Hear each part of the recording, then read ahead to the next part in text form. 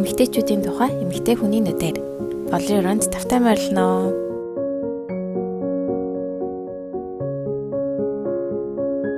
Сайн бацгаана уу, Болор байна. Та бүхний өдрийн мэндийг хүргэе. Сайн суцгааж гин үү? За, манай подкаст өнөөдөр яг 10 дахь удаагийнхан дугаарыг та бүхэндээ хүргэж байна. Баг өнгөрсөн 6 сараас эхэлсэн санагдаад байгаа байхгүй. 6 сараас хулаад 12 сар дуусаад одоо шинэ он гараад ерөнхийдөө нэг 6 сарын дотор та бүхэнтэй 10 удаагийн дугаараар уулзсан байна. Тэгээд дунд нь бас нэг сар гаруй Монголд чад хийж чадаагүй, диплом бичээд хийж чадаагүй үед байсан. Гэтэ би бүр ингээд уулна өөртөө зорилго тавьчихсан байхгүй. 7 хоног нэг удаа заавал хийн. Тэр нь хүүхдээ онтолцоод 5 дахь шөнө ингээд хийгээд хагасны яг үүрээр 12 цаг гэхэд би интернет дээр тавина гэсэн тийм зорилт гаргацсан хэрнээ тэрийг ингээд биелүүлэх үнэхээр хэцүү байгаа. Тэгээд янз бүрийн шалтгаан бас ингээд нэмэгдээл хийж чадахгүй байсан үед байсан. Харин 2020 онд энэ зорилгоо бас бүр ингээд биелүүлэхийн төлөө хичээх болно. Тэгээд 2020 онд ч гэсэн та бүхэнтэйгээ олон сайхан уран бүтээл, кино, ном, нэвтрүүлгийн тухай ярилцах болно. Тэгээд миний энэ нэвтрүүлгийг сонсож байгаа хүмүүс маань ямар нэвтрүүлэг бол ямар подкаст, ямар YouTube хийгээд байгаа юм болоо гэж сонирхож магадгүй. Одоо бүр эхнээс нь ахуулаад өнөөдрийг хүртэл хамт байгаа хүмүүс бол мэдээж одоо гадарсан бахал та. Тэгээд миний та бүхэнтэйгээ хуваалцж байгаа кино, номнууд маань бүгдээрээ яг эмэгтэйчүүдийн тухай. Тэгээд тэр номн дээр тэр одоо кинон дээр эмэгтэйчүүдийн тухай яг юу гэж яаж харуулсан байна вэ гэдгийг шүүмжлэх ч юм уу эсвэл олж хараад тэр түүний тухай ярилцахыг хүссэн байгаа. Тийм ч утгаараа би энэ Болрын өрөө гэдэг нэвтрүүлгийн нэвтрүүлгээ эхлэхдээ эмэгтэйчүүдийн тухай эмэгтэй хүний нүдээр гэсэн тайлбараар эхэлдэг байгаа. Тэгээ та бүхэн гэсэн надтай хамт ингээд миний судалсан үзсэн кинонуудыг, номнуудыг судлахдаа эмэгтэйчүүдийн тухай зөв хараатай, зөв үзэл бодолтой болоосэй гэж хүссэндээ ингээд өөрийнхөө зүгээс хийж байгаа өчүүхэн хөдөлгөөн минь энэ шүү. Тэгээд та бүхэн ч гэсэн яг надтай нэгдээсэй, надтай хамт байгаасай гэж айгүй хүсэж байгаа шүү. Тэгээ өнөөдрийг хүртэл 10 дугаар анги хүртэл хамт байсан хүмүүстээ бүгдэд нь баярлалаа. За тэгээд өнгөрсөн удаагийнхаа подкастер болохоор Chilli гэд киноны тухай хамтдаа ярилцсан Charlize Theron гэд жүжигчний тоглосон Chilli гэдэг кино. Тэгээд та бүхэн киног үзсэн үү? Хэрвээ та миний подкастыг одоо сонсох тэр үед одоо миний тэр ярилцсан кино ч юм уу номыг үзег байх юм бол та үзээд тэгээд ахаад сонсож үзээрэй. Эсвэл үзэхээс подкастаа сонсохоос өмнө тэр киногоо үзчихэд номоо уншичаад тэгээд бас подкастаа сонсвол маш тусламж та бүхэн бас хамтдаа ингээд надтай ойлголцоод явахад төхөн болох байх шүү. Тэгээ миний хувьд болохоор би өөрөө солонгос хэлэн дээр солонгосын тийм подкаст шиг хэрнээ солонгос одоо хийдэг юу нь болохоор audio clip гэх тийм радио байдаг хгүй app. Тэгээ тэр аппликейшн дээр болохоор бас миний сонсдог тийм одоо feminist им радио гэдэг аахгүй. Тэрэн дээр згсэн яг одоо миний одоо та бүхэндээ хуваалцж байгаа шиг яг эмэгтэйчүүдийн тухай ярилцдаг. Тэгээ тэр бас ном тэгээ солонгос нийгэмдэр гарч байгаа ном, кино ч юм уу тий янз бүрийн одоо нэвтрүүлэг гэх зүйлийг ингээд тэр радион дээр ярилцдаг аахгүй. Тэгээ би тэрийг бол 7 нэг болгон сонсдог. Тэр надад маш их миний хараад хэлж өгдөг нэвтрүүлэг аахгүй.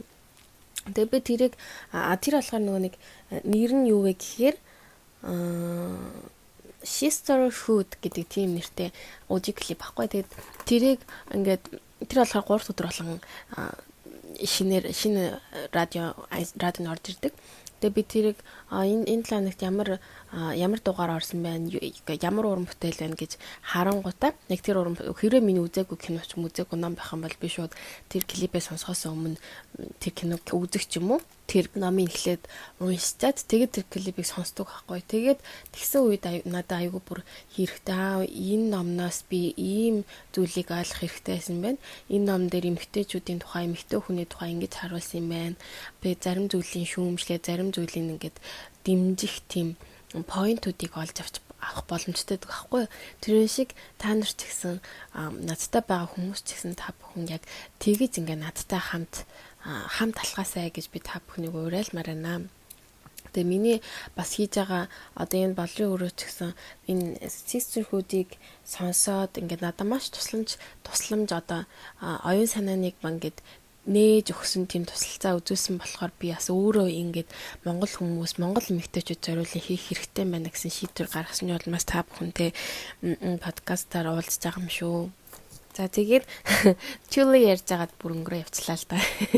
Өнгөрсөн 7 хоног Chili-гийн киноны тухай бүгдээрээ ярилцсангаа бид нэр яг төрөөд удаагүй байгаа ээж нэрийн тухай шахуу ярьсан байгаа.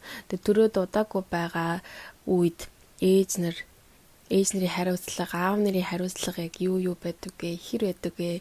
Тэгээд ээж нар ямар хэцүү байдал байдаг тухай өнгөрсөн 7 хоногт ярилцсан. Тэгээд тэрэндээ уялдуулаад өнөөдөр маш гайхалтай номын тухай ярилцах болно.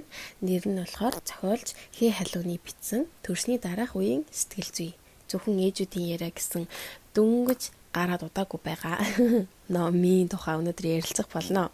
Тэгээ энэ ном маань харсан чи яг анхны хэвлэлтэнд орсны он сар нь бол гараагүй. Миний санаж байгаагаар бол өнгөрсөн жил гарсан байхгүй юу? 2019 онд. Тэгээд энэ зохиолч нь болохоор миний аягүй сайн таньдаг нэг хичээдийн халуун нагч гээд манай энд амьдардаг аахгүй Солонгост амьдардаг бас над шиг Солонгост дээд сургууль сураад магистраа төгсөөд одоо болохоор өөрөө доктортой сурж байгаа докторийн дипломыг бичиж байгаа хүн байдаг. Тэгээд өнгөрсөн 7 хоногт би уулзаад бүр таны номыг авмаар байна гэж нэгсээр гадаа. Баг 2 оны дотор уншаад дууссан. Аюу хөрхөн ном санагдаа. Тэгээ би бас нэг Chili гэд киноны дараа тэрэндээ уялдуулаад энэ номын тухай ярих хэрэгтэй байна гэж бодоод бүр ингээд очиод зориод авсан. Тэгсэн энэ ном маань 147 хуудастай. Хөөрхөн жижиг авсаархан ном байна. Ерөнхийдөө ээжнэр төрснийхээ дараа нэг 2-3 хоногт уншаад дуусах боломжтой тийм хөөрхөн ном авсаархан тийм ном гарсан байна. За номынхаа танилцуулгыг та бүхэнд яг гарч ирсэн байдлаар нь уншиж өгье. Хорвоо дэлхийн мянган охид бүсгүүчүүд эрт орой хизээ нэгэн цагт ээж болдог. Ээж болно гэдэг амьдралын хамгийн том эргэлт хувь хүний бие сэтгэл зүйдэж түүнийг дагаад өөрчлөлт ордог. Төрсний дараах сэтгэл гутралын асуудал анхлан болон давтан төрсэн ээж бүхэнд тохиолддог юм. Харин түүнийгээ даван туулах арга зам нь өөр. Энэ асуудлаа шийдсэн нэгэн бүсгүн бодит түүх. Төрсний дараах сэтгэл гутралаа даван туулсан туршлага энэ талаар дэлхийн шилдэг судлаачид мэргэжилтнүүдний судалгаа зөвлөгөөг энэ номонд багтаажээ. Номын зохиогч Хээ Халуун бүгд найрамдах Солонгос улсад бизнесийн сэтгэл зүйн чиглэлээр докторийн зэрэг хамгаалж буй юм а. Жижиг мэт харагдах энэ ном агуулгын хувьд өргөн эмэгтэй таны өөртөө болон хүүхдийнхээ ирээдүйд хийх хамгийн үнэтэйг хөрөнгө оруулалт байх болно гэсэн байна. За энэ тухай маш их дэмжиж байна. Ном маань 4 бүлгээс бүрдсэн байгаа. Нэгдүгээр бүлэгт нь болохоор төрсний дараах сэтгэл зүйн асуудал буюу төрсний дараах үеийн сэтгэл гутрал гэж юу вэ?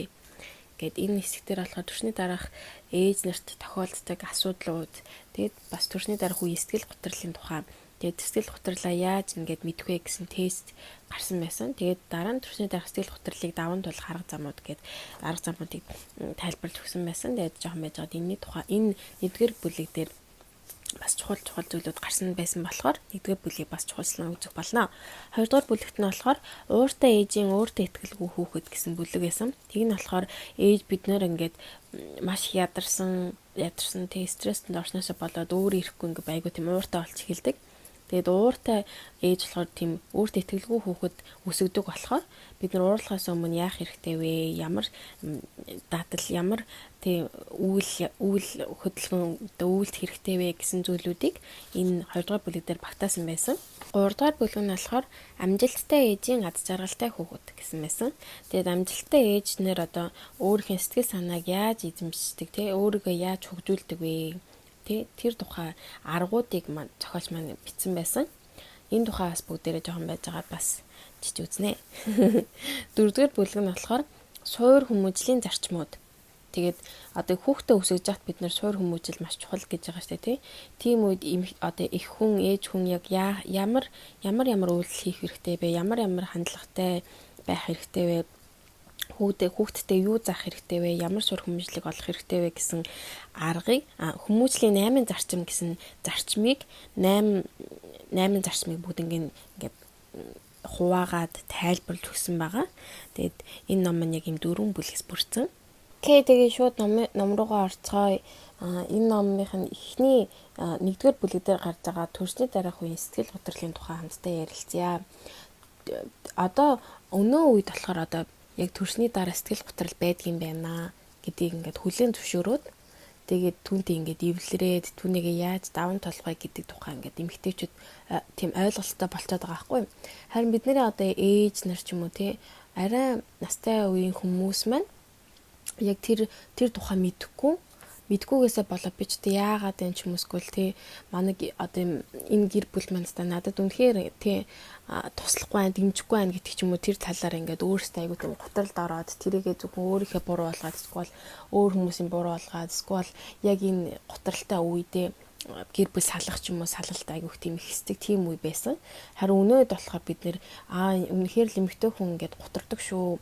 Төрснийхээ дараа ямар нэгэн сэтгэл санааны өөрчлөлт ордог шүү гэдгийг хүлээн зөвшөөрөөд түүнтэйгээ ингээд эвлэрээд түүнийгээ яг зөвөр даван тулах аргуудыг хайж эхэлж байгаа тийм өөрчлөлт орсон юм нийгэм бид нар амьдарч байгаа юм байна гэдгийг бас олж харсан. Тэгээ тэр нь маань бас айгуу тийм аавштай бүр ингээд ногтууштай зүйл болж байгаа байхгүй. Урд нь бол хүмүүс бол мэддгүй л байсан байгаа байхгүй. Тэ төрсний дараа сэтгэл готрол хийдийг мэдэхгүй тий. Бид нэр ээж манай ээж ч гэсэн хэлж юу гэдгийг мэдэхгүй тэгэл амьдралын ихээр ингээл өнгөрөөл явсан гэл тэгж байгаа байхгүй. Тэгээ одоо болохоор бид нэр бүр харьцангуй яг юм хөгжсөн үед амьдраад байгаа байхгүй. Тэгээд энэ ном дээр яагаад бид гутардаг юм бол гэсэн асуулт байсан л та. Тэгээ тэр тухай зохиолч маань юу гэж бичсэн тухай та бүхэнд уншиж өгье. Төрсний дараа эмэгтэй хүний бие буцаад хэвийн байдалтай орохын тулд дааврын солилцоо өөрчлөлтүүд маш хурдтайгаар явагддаг байна. Мөн амьдралын хэв маяг гэрс өөрчлөгснөөс хариуцлага хүлээх цар хүрээний тэлсэн нийгмээс тусгаарлагдсан мэт санагдах зэргээс үүдэн сэтгэл зүйн өөрчлөлт бий болдог гэж үздэг аж. Төрсний дараа эмэгтэйчүүдийн даавар болон эстроген болон прогестероны ялгаралт эрс багасдаг бөгөөд энэ нь хүний сэтгэл санааг өөдрөг болгодог. Серотонин гэдэг нь болохоор аз жаргалын гормон гэж хүмүүсийн ярианы хөвшил цуусан.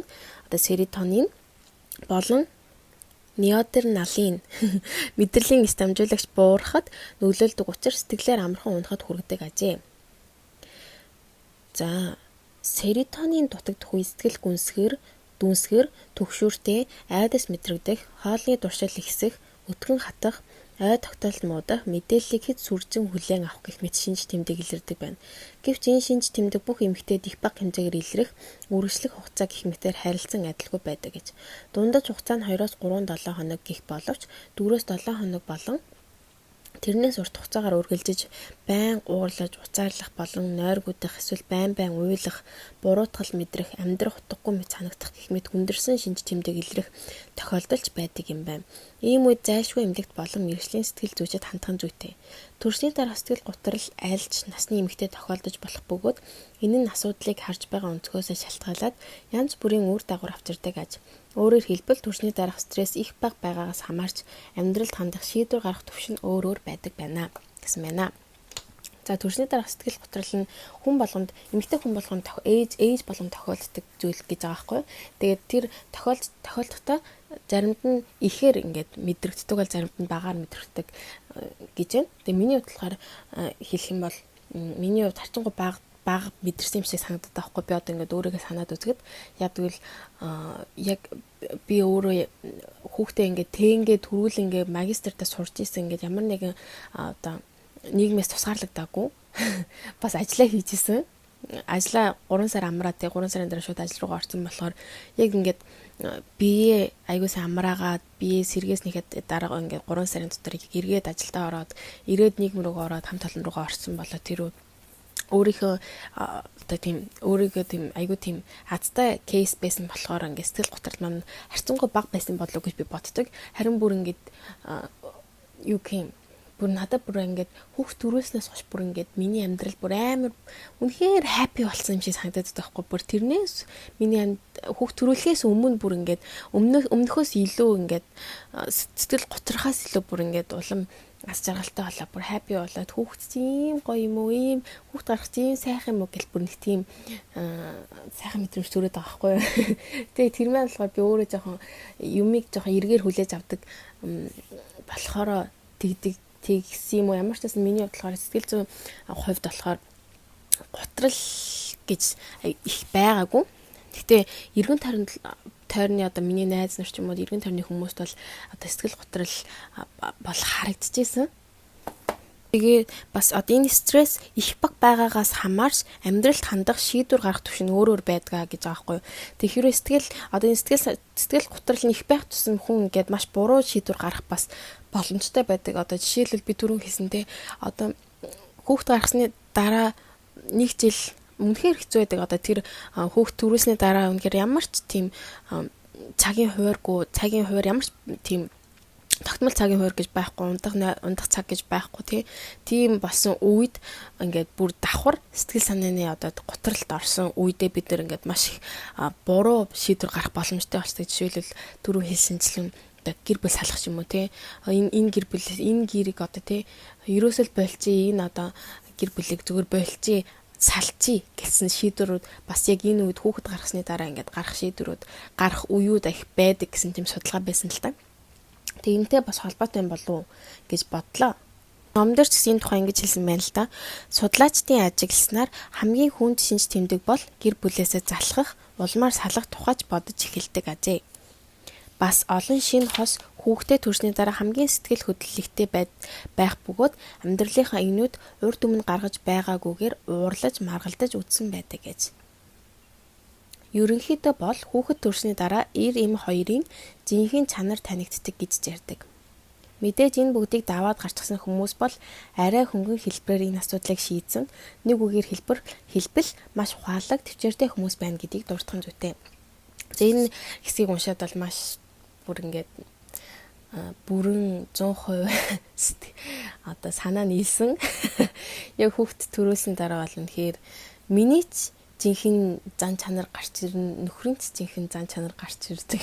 Тийм бүр бибинийхээ жинхэнэ дүр төрхтөө ингээд нүүр тулаад бүр өстой зарим үед үзэн ядаад ёо энэ хүн ийм хүн байсан юм уу гэд үзэн ядах ч үе байна. Би өөрийгөө ч би ийм амар ууртай хүн байсан. Би ийм өстой уурлаж уцаарлаж орилдог ийм төвчээргүй хүн байсан юм уу гэж бүр өөрийгөө гайхах үед бүр гардаг. Яг ном дээр хэлсэнчлэн сэтгэл хөдлөл маш ихтэй байдаг яг төрсний дараа. Тэгээд ирэм хоёрын жинхэнэ чанар танигдагч гэж яг үний юм шиг санагдсан байхгүй юу. Тэгээд энэ асуудлыг маш ухаалгаар төвчээртэй хүмүүс л даван тулах боломжтой гэсэн зүйл дээр ингээд бас яг энэ ном уншиж байгаа маань ч гэсэн бид нэр бас өөртөө ингээд ухаалаг алхам хийж байгаа бас төвчээр гарахын төлөө зүтгэж байгаа бас нэг алхам юм шүү гэж бас бодлоо.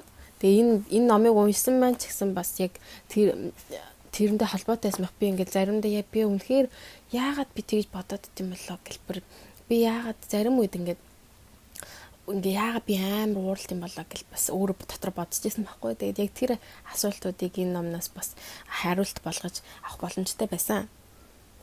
За тэгээд сэтгэл санаанд илрэх одоо шинж тэмдгүүд гэж байгаа байхгүй юу. Тэгээд энэ дээр болохоор сэтгэл судлаачдын үзнээр төрсний дараах стресс нийтдээ 42 орчим шинж тэмдгээр илэрдэг гэж байгаа байхгүй. Тэгээ түүнийг болохоор 3 төрөлд ангилдаг нь болохоор сэтгэл санаанд гарах сэтгэл зүйн өөрчлөлт, хоёрт нь бие мах бодод илрэх зан төлөв эрүүл мэндийн өөрчлөлт, гуравт нь хүүхэд ба эцэг эхийн харилцаанд үүсэх хандлагын өөрчлөлт гэсэн энэ 3 төрлөөр хуваасан байгаа. Тэгэхээр хэрвээ та энэ хэсгийг унших юм бол яг сэтгэл санаа одоо стресстэй байна уу, гутралтай байна уу гэдгийг олж харах боломжтой. Тэгээд дээрэс нь сэтгэл гутралын тест гэд энэ ном дээр гаргасан байсан. Жишээлбэл одоо асуулт нь юм байгаа хгүй. Өнгөрсөн 7 хоногт баяр хөөртэй сонирхолтой байсан гэж та бодож байна уу гэлтэх юм бол одоо огтонч тийм биш байна гэх юм бол 3 оноо, баг зэрэг гэх юм бол 2 оноо, нэг их биш гэх юм 1 оноо ч юм уу тий. Та өөрөө оноогоо тавиад тэгээд өөр сэтгэл гутралын тестийг хийх боломжтой юм байна шүү. Тэгээ та бүхэнд яг бүр ингээд дэлгэрэнгүй бүр ингээд нэг бүрслэн хийлж өгөхгүй байгаа. Та өөрийн номыг аваад уншаад үзээрэй. Яг тэгвэл төрсний дараа та өөртөө тэг хөрөнгө оруулалт хийгээд өөрийнхөө сэтгэл гутралыг даван туулах бас чухал юм алхам хийхин тулд ийм номыг заавал аваад уншаад үзээсэй гэж бил миний хувьд бодож байгаа. Тэгээд авсныхаа дараа та ингээд яг өөрөө энэ 42 орчим шинж тэмдгийг уншаад тэгээ өөртөө тест хийж үзээд өөрийнхөө сэтгэл санааг бас ингээд оншилж үзээсэй гэж хүссэндээ бас бүр дэлгэрэнгүй ярьж болохгүй юм л да. Тэгээд энэ номон дээр төрсний дараах сэтгэл гутралыг даван туулах арга замууд гэд бас гарсан байсан. Тэгээд энэ даван туулах аргууд нь гэхээр бас хэдэн аргуудын тухай заасан байсан. Жишээлбэл төрсний дараах сэтгэл гутралыг одоо хэрхэн даван туулах вэ гэдэг хэсгийг би төр зуруншиж өгье. Ихэнх сэтгэл гутралын шалтгаанууд нь нийгмээс хүндэрсэн байх вэ гэсэн айцаас бий болох бөгөөд энэ үед спортоор хичээлэх нь танд хамгийн их тус болно. Мөн шинээр хэл сурах, ном бичих, хичээл хийх зэрэг нь илүү үр дүнтэй. Солонгос тийм үедээ ихэнх ээжүүд цуглаад кофе ууж хоорондоо ярилцдаг. Ярилцаач гэсэн хэрэгцээ юм аа. Ээжүүд энэ үед хувь хүний зохион байгуулалтаа сайжруулахын төлөө улам хичээх хэрэгтэй. Гэхдээ төрсний дараах сэтгэл гутралыг ялах хамгийн сайн арга бол дотор эмэгтэйгээ салхилуулах юм аа. Та гаднаа ээж бас ихнэр харагдаж байж болно. Харин таны дотор 2 жилийн өмнө эрх чөлөөтэй байсан нэгэн дэгжин эмэгтэй байгааг мартаж болохгүй. Тэр эмэгтэй халуун кофе ууж, дуртай номоо уншин, дэлгүүр хэсэж, өөртөө жижиг дэвтэр авч тэмдэглэл бичиж, хэн нэгэнтэй хангалттай ярилцдаг байсан. Гинэс аяг таалагдсан л төрсний дараа ингээд яг бүр өөрийн гэсэн цаг байхаа болцдог. Тэг бүр 0 орох цаг байхгүй. Заримдаа бүр уур хөрмөр нь бүр ингээд бүр хайлт ингээд 0 ороод хүндрээл нэг жоохон 0-д ингээд 50 сууцыг гэхэр бүр хойноос дуудаал хүүхд уйлаал бүр ингээд тэр нь бүр ингээд би ахс айгу уур хүртээс тахгүй ёо 0-50 оруулахгүй ямар хэцүү бэ гэл. Тэгээд эмэгтэй бид нар ч одоо ээж ихнэр байхаас өмнө бид нар чинь бас нэг айлын ирэх охин байсан шүү дээ. Эмэгтэй хүн байсан. Тэр эмэгтэйгээ салхилуулах хэрэгтэй, тэр эмэгтэйдээ цаг гаргах хэрэгтэй гэсэн байсан л да. Тэгэхээр төрсний дараа өөртөө айгу тийм цаг гаргадаг болоорой гэсэн байгаа. Хоббигоо та сэргээгээд, хоббигоо хийгээд, дуртай зүйлээ хийгээд, кофе уугаад, найзуудтайгаа яриарэ гэж зөвлөсөн байсан. Тэгээд бас өдөрт 1 цаг буюу миний эзэмшлийн 60 минут гэсэн байсан. Тэгээд та энэ цагт багтаан дотор эмэгтэйгээ салхилуулах хэрэгтэй, дуртай зүйлийг нь хийх хэрэгтэй гэсэн байсан. Тэгээд энэ тухай ч гэсэн би айгу дэмжиж байгаа нь би төрснийхээ дараа хүүхдээ унтуулад тэгээд өөртөө цаг гарах айгу дуртайсан байхгүй ёо. Унтуусны дараа л бүр ингээл нөгөө би ч амьд байгаа юм биштэй гэдэг мэдэрдэг цаг юм да. Тэгэл би өөрөө миний одоо өөрийн хобби болохоор кино үзэх, тэгээд ном унших, тэгээд жоохон салхилах яг ийм л хоббитой өөр нэг тийм бүр их тийм онцгой хобби гэж байхгүй бас кофе уух, кафе явах туртай. Тэгээ яг кофег бол ойр хүүхдээ унтсны дараа уух боломжгүй шүү дээ. Ойроод учраас тэгээ би болохоор хүүгээ бага ахт нь зүгээр хүүгээ нуруундаа үүрээд тэгээд цогтой өдөрт 1 цаг ч юм уу кофе шоп орж кофе уунгаа хүүгээ зүгээр өөрөө ч салхилаа хүүгээ салхилуулдаг байж байсан. Тэгээ хүүхдээ унтсныхаа дараа болохоор тавтаа номоо уншаад тэгээд нэг кино ч юм уу үзээч ч юм уу тэгээд өөртөө цаг гаргадаг гэсэн. Тэгээд тэр үед бас би төрснийхээ дараа би 1 жилийн дотор бас айгүй нэлээд олон ном уншсан байгаа байхгүй. Тэгээд нэлээд олон ном уншаад нэлээд олон тийм кинонууд үзсэн. Тэгээ төрсний дараа эмэгтэй хүн бас яг эмэгтэй хүнийг нийгэм дээр эмэгтэй хүн ямар байр суурь үзэлж чинь, гэр бүлд ямар байр суурь үзэлж чинь гэдэг тухай бүр ингээд асуулт асуугаад түүнийхээ асуултын дагуу бүр ингээд хэрэгтэй яг тэрэндээ холбоотой мэдээлэл, ном, кино үзэх дуртай болчихсон юм билээ. Би яг одоо энэ подкастыг хийж байгаа ч гэсэн яг миний төрсний дараа үзсэн кинонууд, төрсний дараа тэр өөртөө цаг гаргаад үйсэн номнуудын тухай та бүхэнтэй хуваалцаж байгаа нь энэ ахгүй. Тэгээд тэр үедээ ингээд хөгжүүлсэн хоббигаа одоо бүр ингээд YouTube болоод подкаст болгоо хөгжүүлээ яагаад байна л та. Тэгээ яг энэ ном дээр хийсэнчлээ яг өөртөө цаг гарах бүр айгүй чухал. Өөртөө нэг цаг, өдрийн нэг цагийг ч болоо ингээд өөрийнхөө эмэгтэй хүн өөрийнхөө тэг хувь хүндээ зарцуулаасаа гэж зөвлөсөн байгаа. Тэгээ үргэлжлүүлээд энэ номын тухай хуваалцахад одоо энэ номын 3 дугаар бүлгийн тухай та бүхэнтэй илүү гүнзгий ярилцъя гэж бодлоо л да. 3 дугаар бүлэг маань болохоор амжилттай ээжийн аз жаргалтай хүүхэд гэсэн тухай байсан. Тэгээд амжилттай ээж одоо ямар зарчим одоо ямар зуршилтай байдаг вэ гэсэн тухай энэ ном дээр дурдсан байсан л да. Тэгээд харах юм бол амжилттай ээж суралцдаг. Тэгээд хоёрт нь амжилттай ээж бүгдийг хяналтандаа байлгадаг. Гуравт нь амжилттай ээж эмх цэгцийг эрхэмлдэг. Дөрөвт нь амжилттай ээж өөрчлөлтөд бэлэн байдаг. Тавт нь амжилттай ээж спортоор хичээлдэг. Зургаат нь амжилттай ээж уншдаг бас хэрэгжүүлдэг гэсэн байна. Тэгээд энэ зүйлээс харсан чинь бас спортоор хичээл хэрэгтэй байна гэдгийг олж харлаа л да. Төрснийхээ дараа бараг спорт гэдэг зүйлээс амар холдоод айгуу удаж ин бүр нөө жирэмсэн байхаас холлоо гүйж болохгүй гэл айгуу зөвлөгөн алхдаг болсон шүү дээ тий.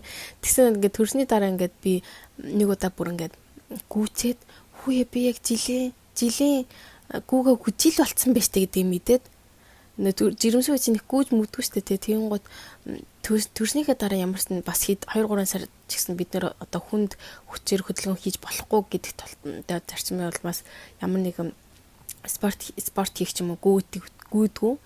Тэгээд би төрснийхээ дараа баг жилийн дараа ингээд анх удаа гүүгээд бүр тэрэндээ гайхаад яана би чинь гүүгээ гүжил болцсон байж тээ гэд гайхчихсан удаа байгаа. Тэгээд яг тэрэн шиг бүр төрснийхээ дараа баг спорт гэдэг зүйлээс бүр ингээд хатцсан байгаа л та. Тэгээд үнэхээр спортоор бас өргөжлүүлэх хичээлэх хэрэгтэй байна гэж бас дахин шийдвэр гаргасан байгаа. Тэгээд би болохоор яг жирэмсэн болохоос өмнө усан бассейнд явж байсан байхгүй. Тэллахгүй сэлд сурна гэсэн зорилго гаргах заллаг явж байсан чиг жирэмсэн бассаа мэдээ болж байсан. Тэгээд болохоор яг буцаад усан бассейнд явах байсан гэж аяг бодож байгаа юмарчсан.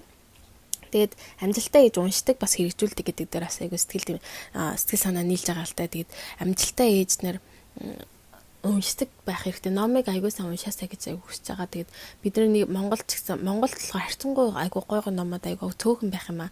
Тэгээд бас одоо болохоор харьцангуй бас номны тухай ярьдаг одоо миний подкаст YouTube шиг тийм номны тухай ярилцдаг тийм номны тийм подкастууд байгаад байлээ л дээ. Би бас тийм номны подкастуудыг хэд хэдэн подкаст сонсдог байхгүй юу? Тэгээд монгол хэл дээр байхгүй англи хэл дээр байгаа тийм номнуудыг сонсдог. Харин солонгос хэл дээр байгаа номыг болохоор би өөрөө уншдаг. Тэгээд түрүү хэлсэнчлэн бас би audio clip гэдээ бас одоо Naver-ээс гаргаж байгаа тийм радио аппликейшнээс бас айгу тийм солонгос номнуудын тухай сонсоод байнга ингээд оюуны талбар дээр байнга өөрийгөө хөгжүүлэх хэрэгтэй байна. Тэгжээж ингээд өөрөө хөгжөөд тэгжээж оюун санаа хөгжүүлж бас өөрөө тийм би хэдий би гэртээ хүүхдээ хараа сууж байгаа ч гэсэн өөрийнхөө оюун санаа, оюун бодлыг хөгжүүлээд байж ин гэдэгтээ бас өөрөө айгу тийм кайф авдаг гэсэн аахгүй. Тэгээд тэр тухай ч гэсэн уншаад бас айгу сэтгэл санаа нийлсэн байгаа. Та бүхэн ч гэсэн энэ номыг заавал уншаад үзээсэй гэж би хүсэж байна. Төрсний дараа бүр чухалчлан төрөөд 2 жил болоогүй байгаа ээж нар заавал авч уншаасай гэж хүсэж байна.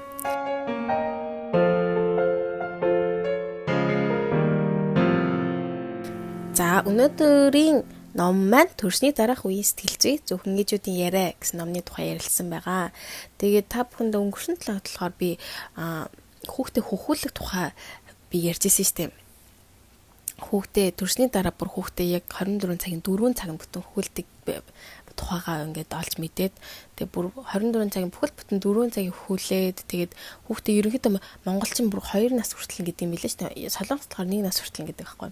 Ямарс нэгээс 2 жил бид нар өөрийнхөө өдрийн бүхэл бүтэн 4 цагийг хүүхдээ хүүлээд тэг хүүхдээ өхнөөс нь гаргадаг тухай өнгөрсөн лагт ярилцсан тий.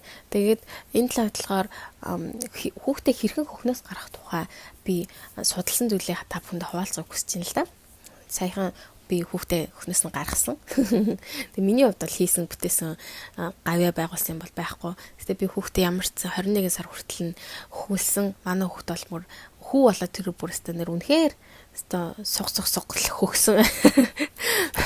Яг цагийн хуваартай тэгэл төрхөөс ахуулаад 3 цаг тутам бүр ингээл нэг сонин яагаад гэдэм бүр яг би ингээд таймераар ингээд цагийн хинж байгаа байхгүй. Тэгэхэд яг 3 цаг болоод ингээл амаа имэлзэр гэл хүүхд идэм л манай хөтлөх нэг өсгөр хүүхд уйлдаг гэдэг дэс манай хөтлөх уйлдгүү. Ингээл шүн яг ингээл мөмө цаг 3 цаг нь болоод ирэнгут ингээл амаа ингээл гэл мөмө хайгаал. Тэгэл би тэрэнд нь л ирчин. Тэгэл тийм амаараа ингээл имрээд ахаар шууд мөмө босгож ирээс өвөр дээр тавь мөмө хөлмөл. Тэгэл хорж байгаа л тэгэл буцаад унтаад өгдөг тийм хөхтэйсэн. Тэгэл өмнөөс гарах гэж бас битэр нэлээ үзээ. 21 сартаа тэгээ мөмөнд үнэхээр дуртай, хайртай. Би ч гэсэн хүүхдээ хүүлэх үнэхээр дуртай бүр ингээд тэр хүүхдээ хүүлж явахдаа битэр ингээд би бинийгээ хараад би бинтэйгээ ингээд бүр биеэрээ ярилцаад юм уу тэр ярилцсан одоо цаг хүн битэр хувьд үнэхээр үнцэнтэй бүр тэрнээсээ битэр үнэхээр кайф авдаг гэсэн аахгүй. Тэгээд тэр үднээсээ би бас хүүхдээ бас мөнөөс нь гаргаж чадахгүй ингээд бүр шийдвэр гаргаж чадахгүйсэн л та. Тэгээд ямар ч сан хүүхдээ мөмнөөс нь гаргасан. Тэг яаж гаргасан бэ гэхээр эмээгийнх нь гэрлүү явуулсан байгаа. Тэгээд миний судалсан одоо зүйл маань гэхээр одоо Дэлхийн эрүүл мэндийн байгууллагаас хүүхдийг бол 1 жилээс дээш хамгийн бага 1 жил. Тэг хамгийн дээд нь солонгосод 2 жил гэдэг юм билээ. 2 жилийн дотор одоо хүүхдээ хүүлэх хэрэгтэй. Тэг хүүхд хүүлсэн нь болохоор хүүхдийн хөхний сүүн одоо ээжийн хөхнээс бол хүүхдийн биеийн эсэргүүцлийг сайжруулна, хүүхдийн тархины хөгжлийг дэмждэг гэсэн тийм мэдээг уншсан. Тэгэхээр хүүхдээ бол хөхүүлээд хүүхдээ хөхнөөс гаргахаа бол ээж нэрээ өөртөө шийдвэр гаргана. Одоо ямар нэгэн байдлаар одоо ар гэрийнхэн ч юм их нөхрөн ч юм уу ямар нэгэн шийдвэр гаргах боломжтой. Зөвхөн ээж нэр тэр шийдвэрийг гаргана.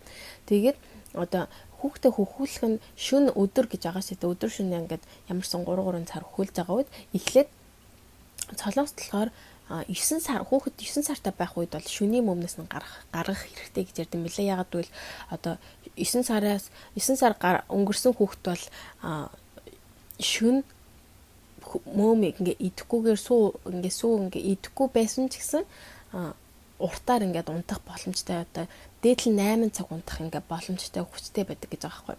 Тэгээд шүний мөмнөөс нь одоо ягаад гэвэл 9 сар ингээ өнгөрөөд ирэх юм бол хүүхдийн шүд нь ингээ ургаж эхэлж байгаа учраас хүүхдийн шүдний эрүүл мэндийн захих холмоос шүний мөмийг бол шүний сүүг болохоор 9 сарын үед нь зогсоох хэрэгтэй гэж хэлдэм байлээ. Тэгээд би лаг энэ мэдээг уншчааллаг бол 9 сартай үеднээсээ гарах гал үзэж өгсөн л тоо. Тэгээд чадаагүй. Манай хүүхд амар уйлсан. Шинжэн уйлаа тэгээд бүр өөрөө ч тэрэндээ бүр ингээд ядраад ууллаг ингээд заастаа би өнөөдөр шин мөмнөөс нь гаргандаа гэл бүр ингээд шийдвэр гаргаал ядаа ирнэ. Өөрөө тэрэндээ бүр ядраал шүн гэн гутал хүлээлсэн л та. Тэгээд гаргаж чадаагүй. Тэгээд хөхнөөс гарах арга гэдгсэн чи судалсан чи 2 төрлийн арга байт юм лээ. Тэгээд нэгт нь болохоор гинт одоо миний хийсэн шиг одоо гинт гаргах, шууд гаргах. Хоёрт нь болохоор багаар мөмнөөс нь гаргах гэсэн тийм 2 арга байсан. Тэгэхээр би өөрхөн хэрэгэлсэн арга маань болохоор одоо шууд гинтээр гаргах байсан л да. Миний хувьд болохоор хүүхдийн эмэг их рүү явуулсан ямар ч 5 хоног нэг өдрөөс 5 өдөр хүртэл эмэг их рүү явуулаад тэгээд тэнд ингээд хүүхд маань цэцэрлэгтээ ирж чад эмээ дээрээ хоноод шүн ингээд мөөхгүй шүн ингээд сэрэн гутны эмээ усуулгаад тэгээд унтуулдсан билээ. Тэгээд ямар ч 5 хоног тэгээд байжгаад хүү маань өмнөөсөө гарсан. Тэгээд би тэр бодлохоор хүүхдээ хүүлэхгүй тул өдөр нас очиж уулзж байсан болохоор хүүлэхгүй тул би ингээ мөм дээр скотч наацсан байсан л та. Тэгээ манай хүүхд мөм дээр скотч наагаад би ингээд ээж нь ингээд өвччлөө аяа ээж нь одоо мөм өвдөж байна одоо хойлоо болио гэж хэлээд Тэгээд ингээ мөмө харуулсан тэгсэн чи бүр ингээ айгаад ойртохгүйсэн л та. Тэгээд баг багаар тэгсээр хагаад ямар ч мөмнөөс гарсан. Тэгээд яг нэгд өдрөөс ахуулаад ерөөсөн мөм мэдээгүй. Тэр өдрөөс ахуулаад хөөх идэхтэй мөм ингээ цамцын сөхөөл ингээл байсаг л скотч хараал скотч байхгүй болж магадгүй гэл хараал тэгэл скотч тайхан бол буцаж ингээл хийгээл тэгэлээсэн л та. Тэг гинт ингээ гаргацсан байгаа. Тэг гинт гаргаж байгаа үед яг юуг анхаарах хэрэгтэй вэ гэхээр эхлээд хүүхдтэй аюулсны тайлбарлах хэрэгтэй гэж хэлээ. Тэгээд яг одоо бид нэг гэртээ календар эдэн штэ тэг календараа бүр календарн дээр ингээд тэмдэглээд стикер ч юм уу тэмдэг тавиад хүүхдтэй хийлэх хэрэгтэй гэж аахгүй. За хинэ миний охин яг энэ өдрөөс эхлээд одоо энэ календар дээр байгаа энэ өдрөөс эхлээд хоёлаа мөө мэдэхгүй шүү. Хоёлаа сүүгээ авахгүй шүү. Одоо миний хүү одоо момонд бай бай гэж хэлээрээд энэ өдрөөс эхлээ бай бай гэж хэлээ шүү. За миний хүү одоо том хөвгт болж байгаа штэ гэж одоо хүүхдээ аюулсан тайлбарч хэлэх хэрэгтэй гэж байгаа байхгүй. Тэгээд хоёрт нь болохоор нөгөө одоо за өхнөөс гаргачлаа одоо ахиж өгөхгүй өглөө эсвэл хамгийн сүүлийн момо ингээд хүлэх та. За өнөөдөр бол хоёлаа хамгийн сүүлийн удаа момо өгч байгаа шүү. Маргааш ингээд өглөө усаад момо өгөхгүй шүү гэж хэлээд маргаашаас ахуулаад яг өгөхгүй байх хэрэгтэй. Тэгээд маргаашаас ахуулаад өгөхгүй байхдаа одоо хүүхд чинь мэдээж маргааш өглөөс ахуулаад яг өөр рефлекс хийгээд байгаа момо хайж эхэлнэ. Сүүгээ ингээд хийж эхэлнэ. Тэр үед нь одоо Монгол аргаар хэмэл скотч нагаа ч юм уу тий Монголд бүр ингээд ийм төрхтэй одоо бүр хараар зурдаг мурдаг гэсэн би ийм жоох хүүхдэд яаж ийм болох ингэж би бас айгаад тэрэндээс хийж чадаагүй л тий зүгээр л миний бодлохоор зүгээр л нэг саарлангийн скотч насан чи хөөхий тэрнээс айгаад хар мараа бүр аим шиг будаагүй шүү дээ зүгээр л скотч наацсан чинь ингээд өвдсөн үнэхээр л өвдөд ингээд шахнылаа наачтай гэж бодоод ингээд бүр айгүй хөөрхөн өвдөд байгаа байхгүй ээжигээ тэгэхэд л хангалттай юм бил ямар ч юм. Тэгээд ээжийн анхаарах зүйл нь юу вэ гэхээр одоо хүүхэд одоо мөм хөхөд ингээд хүүхдээ хүлжсэн хувц гэж байдаг шүү дээ. Тэ миний бодлохоор ингээд уртл нь ингээд цахилгаанаар ингээд онгоодог тийм цамцаас байхгүй юу. Тэгээ тийм хувцсаа өмсөхгүй байх. Тэгээд одоо хүүхдээ байнга ингээд хүлжсэн тэр газар гэж байгаа шүү дээ. Эсвэл буудан дээр ч юм уу эсвэл хүлжсэн тэр сандал дээр хамт суухгүй байх. Бид нэр одоо хүүхдээ хүлэхдээ бид нэр ингээд өөрхийн цээжин дээр нагаас ч юм уу цээж рүүг ингээд харуулж байгаа хүүхдээ тэрвэрдэж тэгээ тэр судал дээр суугаад тэгэх юм бол өө ээж минь намайг хүлэх чинь гэж бодонгуудаа тэг хөө мөмө нэхэж эхлэн тийм болохоор яг тийм үйлдэл тийм хувцснаас ингээд хол байгаад таслах хэрэгтэй ээж өөрөө тэгээ гуравт нь болохоор хүүхэд ингээд гинт ингээд мөмө ингээд идгээ байлаад хөхнөөс ингээд гарсан үед хүүхэд ингээд маш их стресс авдаг гэж аахгүй ягаад гэвэл ээжтэйг ингээд маш их тийм дотн харилцаанд байсан бүр ингээд төрөхөөс ахуулаад ээжтэйг ингээд бүр айгуу тийм өндөр скиншип тэг би нэг яг ингээд мэдрээл айгуу гоё инхрийлээл хайрлал тэр зүйлийг ингээд ээжийн мөмийг өгч байхад ингээд мэдэрчээсэн болохоор гинт тийм цаг хугацаа байхгүй болонгоо тэндээс маш их стресс авдаг гэж байгаа байхгүй. Тийм болохоор бид нөр хүүхдээ маш сайн ингээд ийлж өгөх одоо тэр бид нэр англиар скиншип гэдэг чинь скиншипээ айгуу сайн хүүхдэд хийж өгөх, тэрвэрч өгөх ингээл тэр скиншипийг айгуу сайн бүр улам илүү урд нь хийж байгаагүйгээсээ илүүгээр ингээд бол айгүй их скиншип хийж өгөх хэрэгтэй. Тэгээд хүүхд маань үнэхээр стресстэй байгаа хүүхд маань хөнөөс гарах энэ үйл явц үнэхээр хэцүү байгаа гэдгийг бид нэр ойлгож өгөх хэрэгтэй гэж байгаа байхгүй юу. Яагаад тэгээд үгүй гэл шууд ихгүй миний хүү хэцүү байгаа зү ээж нь чамайг ойлгож энэ үнэхээр хэцүү байгаа тэгтээ чи чадна гэл манай хөтлөхөөр гэртээ эмэг хийхээс явж ирчээ гэртээ ирээд надтай ингээд би ч одоо ингээд орой ингээд хүүхдээ унтуулахтаа мөм хөлж унтуулжсэн шүү дээ. Одоо болохоор хүүхдээ хөлөхдөө мөм хөлж чадахгүй тий. Зүгээр ингээд өөрөөр нь унтуулах хэрэгтэй болонгод хүүхд тэрэндээ ингээд аягүй стресс аваад ээжтэйг ингээд тэрвэрлдэл гоё унтдаг байснаа ингээд буцаж санаал тэрэндээ ингээд стресстэй байхгүй. Тэгээд би тэр бол нөө миний хүү хэцүү байгаа зү миний хүү стресстэй байгаас ээж нь үнэхээр мэдж байна ойлгож байна ээж нь чиний хажууд байна. Чи миний хүү чадна өөрөө унтаад үз миний хүү чадна штэ гэл миний хүү одоо том маам ахгүй гэл бүр ингээл өөрийг нь аргадаал би чамайг ойлгож байна. Чиний стрессийг чинь би ээж нь ойлгож шүү гэл ингээд тэрийг аягуулсаа илэрхийлж өгсөн. Тэгээд тийх хэрэгтэй гэсэн байсан. Тэгээд ээж бас өөр юу анхаарах вэ гэхээр өөрөө хөхөндөө одоо өхнөөс гарсны дараа мэдээж сууж байгаа ч тэгэхэд би ямарсан 7 хоног за 7 хоног биш ямарсан 3 хоног 3-аас 4 хоног би саасан. Тэгээд 7 хоногийн турш би болохоор өхөндөө усан дурсныхаа дараа байнга массаж хийж өгсөн л доо тос түрхэд. ээж бас өөрөө өхөндөө байнга массаж хийгээд одоо зарим үед одоо би 3 хоног саасан гэсэн чинь 3 хоног ямар ч зан хүч ингээл чинрэл авах учраас саагаад тэгээд яваанда өхнөөсөө ингээд татрал эхэлсэн юм билээ. Тэгэл татрах үед нь гой массаж хийж өгöd байх хэрэгтэй шүү. За 2 дахь арга нь болохоор багаар сүүнээс нь гаргах. Мэдээж энэ багаар гаргах нь хамгийн зөв арга гэж байгаа байхгүй юу? Тэгээ багаар гарахтаа ч гэсэн хүүхдээ бас тайлбарлаад одоо миний хүү мөмө идэхэ багасгах болно гэж тайлбарлаж хэлээд тэгээд эхэндээ болохоор шөнийн сүүнээс нь гаргах хэрэгтэй. Одоо шөнө 2 хүлж ийсэн бол шөнө 1 хүлээд тэгээд дараа нь шөнө бүр хүлхэ болоод одоо хүүхдийн шөнө ингээ хөхгөөс мөмө идэхээс сэрх үед нь ус уулах ч юм уу. Тийм байдлаар шөнийн мөмнөөс эхлээд гаргах хэрэгтэй. Тэгээ өдрийн мөм нь болохоор өдрийн сүү нь болохоор хүүхэд одоо өдрийн сүүгээ 3 цаг тутам ч юм уу 4 цаг тутам ингээд нэг уудаг гэсэн бол тэр цагийг ихсгээд 5 цаг тутам нэг өгөх ч юм уу 6 цаг тутам нэг өгөх ч юм уу өдөр хүүхдээ 3 удаа одоо хөлдөг гэсэн бол 2 удаа олгох ч юм уу 1 удаас болгох ч юм уу тэгээд багаар хүүхдээ мөмнөөс нь багаар гарах тийм арга гэдэм бэ. Тэгээд багаар гарахтаа одоо яг хүүхд зэрэглээсээ даваа 3 цаг тутам ингээд нэхэх штэ тэгэн гут нь одоо тэр цагаа ихсэж байгаа үедээ хүүхдээ яг ингээд сүү ингээд уух гал жоохон эвгүй болоод ирэн гут нь одоо бид нар снэк гэж үүдэж тэгтээ хүүхдэд тараг өгч юм уу эсвэл хүүхдэд ингээд дуртай бичээний ч юм уу тэр зүйлийг идээд идэх хэрэгцээг нь яг тэр үед нь хангаад өгөөрэй гэсэн байсан.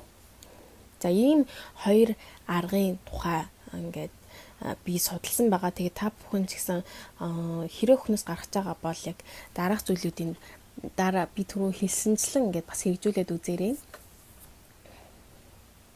За өнөөдрийн дугаараа өнөөдрийн номоо үгээр өндөрлж байна. Өнөөдөр та бүхэн надтай хамт байсан баярлалаа. Дараагийн дугаараа болохоор та бүхэнтэйгээ Frozen гэдэг киноны тухай Disney-гээс гарсан хүүхдийн киноны тухай ярилцах болно. Тэгээ Frozen гэдэг 1-2 дугаар анги гарсан. Тэгээ саяхан өнгөрсөн 2019 онд Frozen 2 нь гарсан байгаа. Тэгээ Frozen-ийг болохоор Монголд хөлдөө 2-ыг орчуулсан биз яг үнэн юм уугүй мэдэхгүй байна. Ямар ч хөлдөө 2 хөлдөө гэдэг киноны 1-2-ын тухай ярилцах болно. Энэ киноноос хөөрхөн 2 охины тухай гардаг. Тэгээ энэ дээр ч гэсэн яг бидний эмэгтэйчүүдийн талаас олж хараад эмэгтэй хүний амьдрал, эмэгтэй хүний байр суурийн тухай хамтдаа ярилцах болно. Тэгээд энэ киног олж өгөл та бүхэн үзчихэд ирээрээ. Тэгвэл маш сонсоход маш ойлгомжтой байх болно гэж бодож байна. Тэгээд дараагийн цаг дээр уулзцай. Тэгээд түр баяртай. Баярлалаа.